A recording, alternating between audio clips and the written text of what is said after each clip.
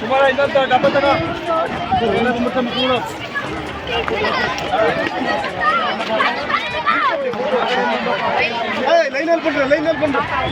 Line ಮಾಡ್ತು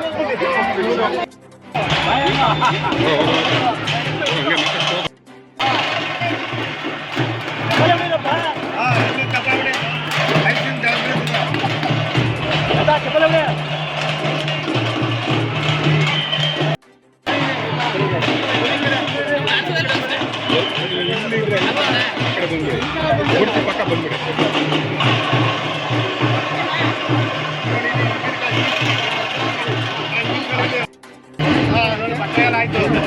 ಇವತ್ತು November 14 ಮಕ್ಕಳ ದಿನಾಚರಣೆ. ಈ ದಿವಸ ನಮ್ಮ ದೇಶದ ಮೊದಲನೇ ಪ್ರಧಾನಿ ಜವಾಹರ್ಲಾಲ್ ನೆಹರು ಅವರ ಹುಟ್ಟಿದ ಹಬ್ಬನೂ ಕೂಡ. ಇದೇ ಒಂದು ಅಂಗವಾಗಿ ಅಂದಿನ ಕೇಂದ್ರ ಸರ್ಕಾರ ನೆಹರುವನ್ನು ಜ್ಞಾಪಿಸಿಕೊಂಡು ಮಕ್ಕಳ ದಿನಾಚರಣೆ ಮಾಡಬೇಕು ಅಂತ ಹೇಳಿ ನವೆಂಬರ್ 14ಕ್ಕೆ ಪ್ರತಿ ವರ್ಷ 1964ರಿಂದ ಮಾಡ್ಕೊಂಡು ಬರ್ತಾಯಿವಿ. ಅದೇ ಒಂದು ಉದ್ದೇಶದಿಂದ ಇವತ್ತು ಕೂಡ ಎಕ್ಸಿಬಿಷನ್ ಆವರಣದಲ್ಲಿ ಸಾವಿರಾರು ಮಕ್ಕಳುಗಳನ್ನ ಆಹ್ವಾನಿಸಿ ಇಲ್ಲಿ ಒಂದು ಮಕ್ಕಳಿಗೆ ಖುಷಿ ಪಡುವ ಒಂದು ವಾತಾವರಣವನ್ನು ಸೃಷ್ಟಿ ಮಾಡಿ ಅವ್ರಿಗೆ ಬೇಕಾದಂಥ ಪದಾರ್ಥಗಳು, ಅದು ಚಾಕ್ಲೇಟ್ಸ್ ಆಗಿರ್ಬೋದು, ಸೌತೆಕಾಯಿ ಆಗಿರ್ಬೋದು, ಕಿತ್ತಳೆ ಹಣ್ಣು ಆಗಿರ್ಬೋದು, ಬನಾನಾ ಆಗಿರ್ಬೋದು, ಅನೇಕ ಮಾದರಿ ಕಡಲೆಕಾಯಿ ಆಗಿರ್ಬೋದು, ರಾಶಿಯಲ್ಲಿ ಹಾಕಿ ಮಕ್ಕಳನ್ನ ಎಷ್ಟು ಬೇಕು ಅಷ್ಟು ತಿನ್ನಿ ಅನ್ನೋದೊಂದು ವ್ಯವಸ್ಥೆ ಕೂಡ ಮಾಡಿದ್ದೀವಿ.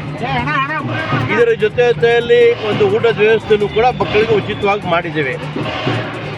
ಇಂಥ ಒಂದು ಸಂದರ್ಭದಲ್ಲಿ ಮೈಸೂರು ಕೋಆಪರೇಟಿವ್ ಬ್ಯಾಂಕ್ ಅವರು, ಗಾಂಧಿ ಚೌಕ ಅವರು ಮುಂದೆ ಬಂದು ಆ ಬ್ಯಾಂಕಿಂದ ಹೆಚ್ಚು ಕಡಿಮೆ 5,000 ಮಕ್ಕಳಿಗೆ ಉಚಿತವಾಗಿ ಐಸ್ ಕ್ರೀಮ್ಗಳು ಕೊಡ್ತಾ ಇದ್ದಾರೆ.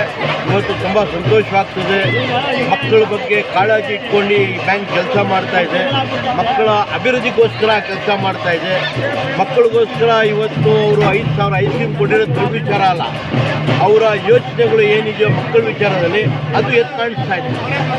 ಮುಂದಿನ ದಿನಗಳಲ್ಲಿ ಆ ಬ್ಯಾಂಕ್ ಒಳ್ಳೆಯದಾಗಲಿ. ಮತ್ತು ಈ ಒಂದು ಸಂತೋಷದ ವಾತಾವರಣದಲ್ಲಿ ಒಂದು ಸಂತೋಷದ ಸಂದರ್ಭದಲ್ಲಿ ಇಂಥ ಒಂದು ದೊಡ್ಡ ಕೊಡುಗೆ ಕೊಟ್ಟಿರೋದು ನಿಜಕ್ಕೂ ಸಂತೋಷದ ವಿಚಾರ. ಇದಕ್ಕೆ ನಮ್ಮ ಮೈಸೂರು ನಗರ ವಸ್ತು ಪ್ರದರ್ಶನ ಪ್ರಾಧಿಕಾರದ ವತಿಯಿಂದ ಇವರಿಗೆ ಧನ್ಯವಾದಗಳನ್ನು ಹೇಳಕ್ಕೆ ಇಷ್ಟಪಡ್ತೇನೆ. ಪ್ರತಿ ವರ್ಷದಂತೆ ಸಮಾಜಮುಖಿ ಚಟುವಟಿಕೆಯಲ್ಲಿ ನಾವು ಈ ಮೈಸೂರು ಕೋಆಪರೇಟಿವ್ ಬ್ಯಾಂಕಿನ ಆಡಳಿತ ಮಂಡಳಿ ನಿರ್ವಹಿಸಿಕೊಂಡು ಮುಂದುವರಿಸ್ಕೊಂಡು ಬರ್ತಾ ಇದೆ.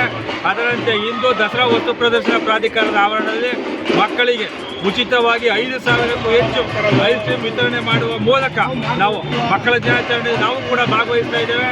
ವಸ್ತು ಪ್ರದರ್ಶನ ಅಧ್ಯಕ್ಷರಾದ ಅಯೂಬ್ ಖಾನ್ ಅವರು ನಮ್ಮ ಪ್ರತಿ ವರ್ಷದ ಮಹಾಸಭೆಯಲ್ಲಿ ಬಹಳ ನಮಗೆ ಉತ್ತಮವಾದಂಥ ಒಂದು ಸಹಕಾರ ಕೊಟ್ಟಿದ್ದಾರೆ.